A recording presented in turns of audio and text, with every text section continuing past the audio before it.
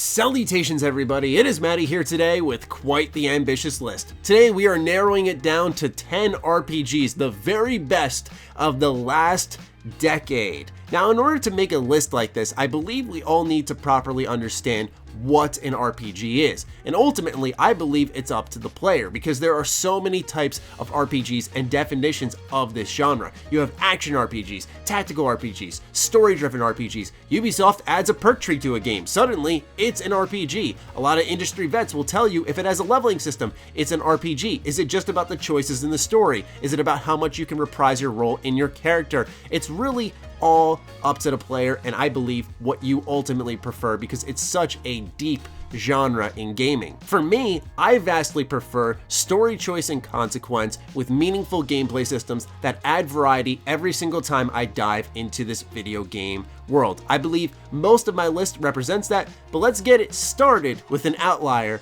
at number 10, which is Skyrim. I believe no game explores quite like Skyrim. There is an interesting world pacing to this game that I still have yet to experience. As I go from location to location, everything is placed in just the right area where Skyrim never overwhelms you with content. It's always delivered to you in bite-sized pieces as you go from dungeons to caves and you learn all the individual stories that help build out the world. But ultimately, there is still that gameplay system in there that, while it's not the best, you still have a lot of ways to play. Whether you're a stealth archer, you can be a warrior on the front lines with a two-handed axe, you can be a battle mage with a mace and a spell in hand, or you can dual wield spells. Maybe you want to use conjuration. There are a lot of ways to approach Skyrim, and that does not include, of course, the modding community, which continues to add more meaningful content to this game. But in its base form, its vanilla form, there are still titles to this day trying to replicate Skyrim, which came out in 2011, one of the truly definitive RPGs to ever release throughout this last decade. Now let's narrow things down a little bit. We have Thronebreaker: The Witcher Tales at number 9. This was a quiet release in 2018 from CD Projekt Red, where they took their Gwent card game and turned it into a single-player campaign, and a very interesting one at that. You explore an overworld with a unique cel-shaded art style, but the game is really all about making choices, abandoning people, helping people out, and you're always paying a price somewhere, whether it's now or down the road. And the game constantly reminds you of that. No choice is small within Thronebreaker: The Witcher Tales, just as you'd expect in CD Projekt Red fashion. But what's interesting is how they intelligently implement the Gwent card game into a unique, almost strategy game. For example, I'll be fighting a gigantic beast and each of its body parts will be represented in different cards. So I can target the left wing card and start to weaken it there so attacks won't come out of there. There is a level of thought within this gameplay system. It could have easily been a throwaway game, and it could have easily been something that CD Projekt Red cashed in on, but they went above and beyond, crafting a meaningful tale with interesting choices that has replayability and great gameplay systems that allow you to build out your army in the way you want it to be. A lot of choices here, and speaking of choice, that leads us to number 8, a very recent release as of the time of recording this video, 2019's The Outer Worlds. The Outer Worlds quite literally revived its genre in one simple stroke. It made it look so effortless in a time where all we wanted was a simple Fallout-style RPG with interesting dialogue, great characters, satisfying gameplay. Obsidian came out and saved us all with this game. The Outer Worlds has some of the most deep writing in a video game that I've experienced in this last decade, and I have wholly enjoyed going back to it multiple times, whether I want to side with the board, whether I want to side with Phineas, do things myself, be an idiot, and absolutely ruin the galaxy in the meantime. What little gameplay variety The Outer Worlds has, it does make up for it in meaningful choices throughout its side quests, throughout its main quest, as well as its replayability. But there's also a level of quality that we had not seen from this developer in a while. The Outer Worlds was fully polished. There weren't many bugs or issues with this game, and they were quickly stomped out by Obsidian, which was impressive. But more importantly, for the RPG side of things, there are so many ways scenarios can go. Even in the opening moments of the game, things can go so many ways. You can side with Spacer's Choice and take the normal route. You can kill everyone from Spacer's Choice and think, okay, I'm clear, I'm gonna go inside Hawthorne's ship. But it turns out when you exit that ship, that someone from HR, a part of Spacer's Choice, has been sent to that ship because they had not heard anything on the radio in a while. It's amazing how much thought is put into the Outer Worlds from the start to the end. But a game that may have had even more thought in the terms of a trilogy is the Banner Saga. Now, I like to narrow all these games down to just one title, so we will start off with the first Banner Saga, but I am talking about this in the breadth of a whole trilogy. Outside of Mass Effect, the Banner Saga is one of the very few games to try to tackle importing saves and having your choices carry over in meaningful ways into the sequels of their respective franchises. The Banner Saga is one of the most beautiful RPGs you'll play, with a unique art style that just pops out on the screen. It's amazing to look at, and as you take your caravan from one point to the other and you have to make meaningful choices similar to that of Thronebreaker The Witcher Tales, where you're helping people or hurting people. Do you spend your supplies to feed some of the hungry? Do you tell them to suck it up? But if you tell them to suck it up, do you lose a bunch of people from your caravan? It's so hard to please everyone in the Banner Saga, and quite honestly, you really can't. And what sort of complements these very tough choices is a tough combat system where it's very easy to get your butt kicked, and it's not like everyone's all squeaky clean after a battle ends. You have to rest your fighters, so you need to round out your squad with the best fighters, which means you want to keep everyone happy, or else maybe someone won't be sticking around your party for too long. There's interesting political conflict within the world of the Banner Saga that'll keep you invested the whole way. Partnerships are so important, so integral to this world, and ultimately as you carry your choices in from one entry to another, it'll be one of the most satisfying adventures you can go on. And what's great is each game is individually replayable and not super long. Most of the Banner Saga games range from about 10 to 15 hours or so, but they are replayable, and so you can see how the trilogy plays out in multiple ways, which is a feat of its own. Moving on to number 6, which does have a bit of difficulty if I do say so myself, we're going to be talking about the original Dark Souls. Now, this game does hold a very special place in my heart, and I know there are a lot of Souls experts out there who may debate that Bloodborne, or maybe Dark Souls 2 or Dark Souls 3, had some of the better role-playing and character building mechanics in its title. Quite honestly, I think that Bloodborne removes the value of a build because Ludwig's Holy Blade is so good. I don't know enough about Dark Souls 3 because I did not play it much, and Dark Souls 2 I wasn't a big fan of, so that's why I selected Dark Souls in its spot here. But the Souls franchise as a whole has meaningful character building with its attribute system, where you meticulously invest souls into your character and gradually create a build. Dark Souls is one of the most fun games to replay because of the ways that you can approach its very tough bosses. And while this was really the beginning of it all for a lot of people, myself included, it's fun to do your standard knight build as a beginner and evolve into spells and trying to exploit systems and sort of master the craft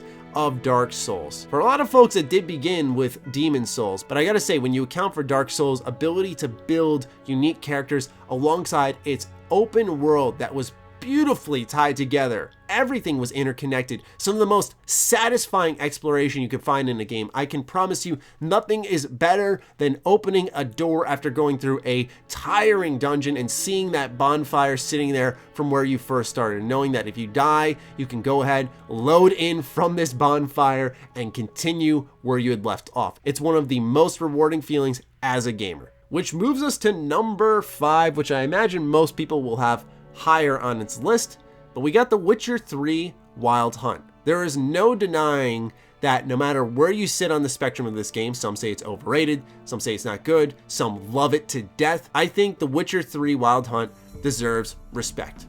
It's a AAA RPG that does pretty much everything it possibly can right.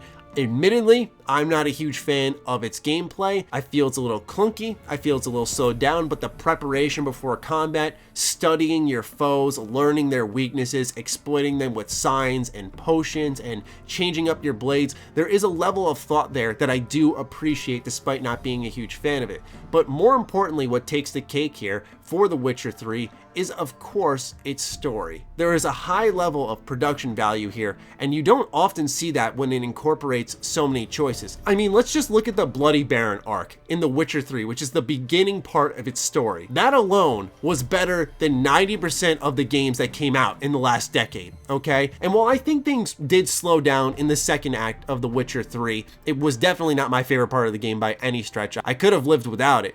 I do have to say that Act 3 was excellent and picked things up right where the first act had left off. I may not be the biggest Witcher 3 fan like so many people, but I admit it is a high standard for our industry that I believe RPGs should strive for in the terms of quality, production value, and choices for the player. Number 4 is Mass Effect 2. Just like what we were talking about with the Banner Saga, Mass Effect does allow save imports. And don't get me wrong, Mass Effect 3 allowed you to import your save from Mass Effect 2, so there was carryover, but we all know how folks feel about the ending of Mass Effect 3, myself included. However, Mass Effect 2 is such a special game. There's rarely an RPG that delivers so powerfully on its characters, investing you so deeply in them, and having it all come to one defining moment at the end in a suicide mission. And knowing that that will carry over into your Mass Effect 3 save puts an incredible amount of pressure on the player.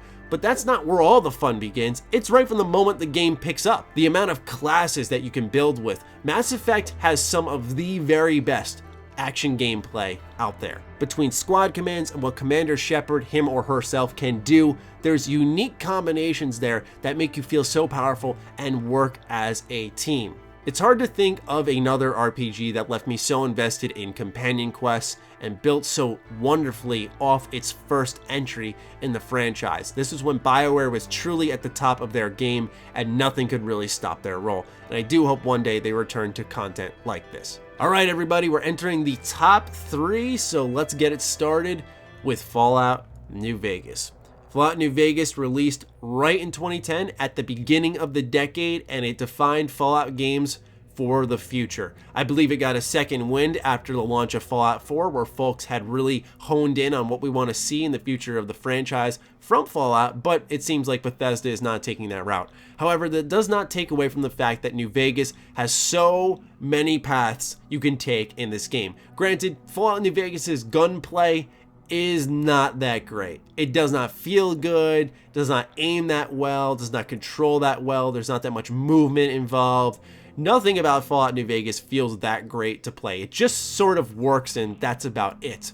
But when it comes to its story, while I never found it the most compelling, what's most exciting is how much power you have over the universe in Fallout New Vegas and how many ways you can return to it. Not only in the terms of playing where you could stealth melee or stealth energy weapons, or you could use just normal guns, small guns, you could be a gunslinger, whatever you want to use, New Vegas certainly provided, alongside some meaningful and very unique experimental DLC. You don't see games trying out stuff like the Sierra Madre and then suddenly they're going over to Lonesome Road and they're trying something more traditional like Old World Blues. New Vegas really had it all. But as I was saying, there aren't many games like New Vegas where you can just go back and there's 5 routes for the story, each of them unique with their own cast of characters, equally interesting.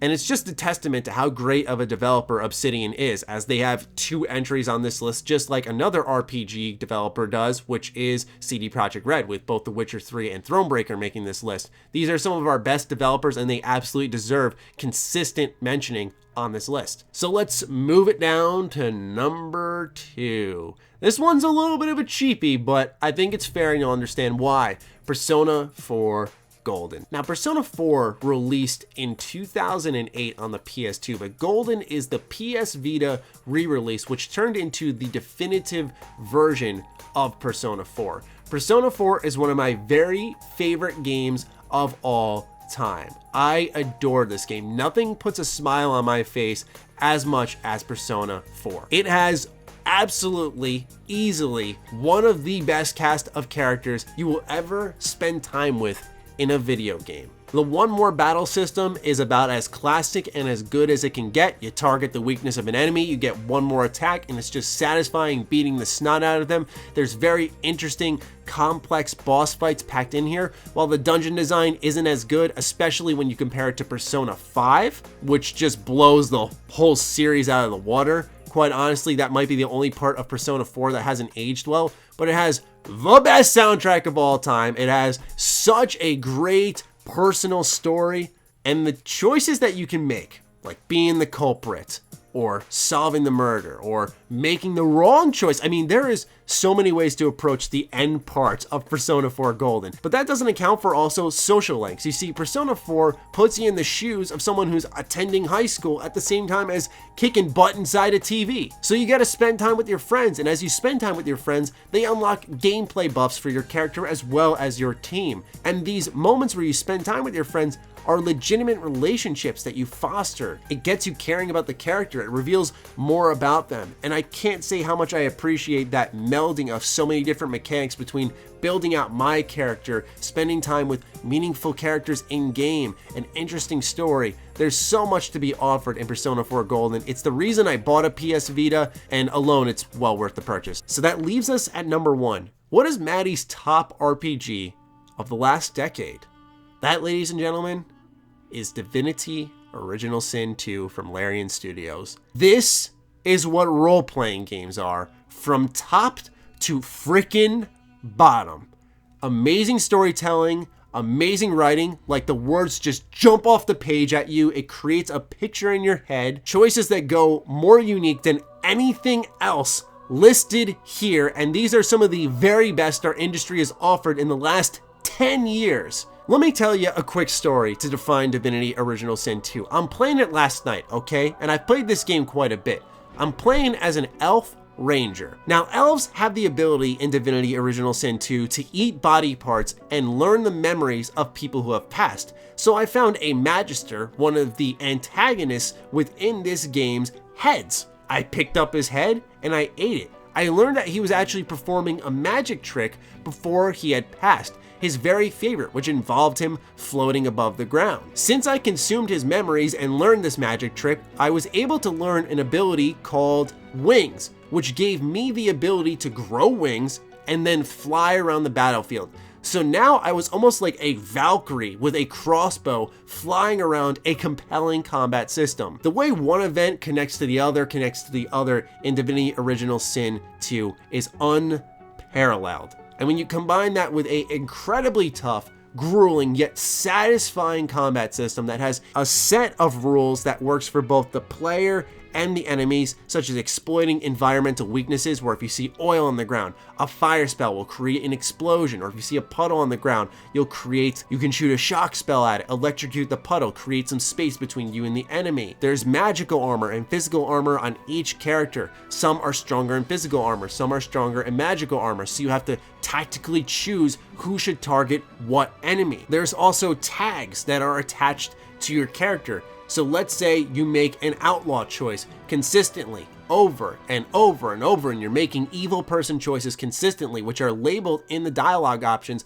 Eventually the game will label you as villain, and then you'll be offered more choices to tailor to your character. So what it does is it puts your choices in a tier and allows you to go to another tier with your character, which then allows you to get more involved with the game. So you interact with the world in a different way. And also, unlike Divinity Original Sin 1, pretty much everything in this game is voice acted. And as much as I love Divinity Original Sin 1, it wasn't the best RPG in the terms of choice and consequence, whereas 2 ups the ante in every single way. And it has made Larian Studios one of my very favorite developers of all time. This game has all the chops and absolutely, without hesitation, was number 1 on my list. It's highly replayable, it's fun, it's unique, it's rewarding. And by the way, ladies and gentlemen, not only can you just create your own character, you can play as a varied cast of characters that are a part of Divinity Original Sin 2 that have their own unique ties to the main story, so you can experience the story in like 8 different ways. That's not accounting for also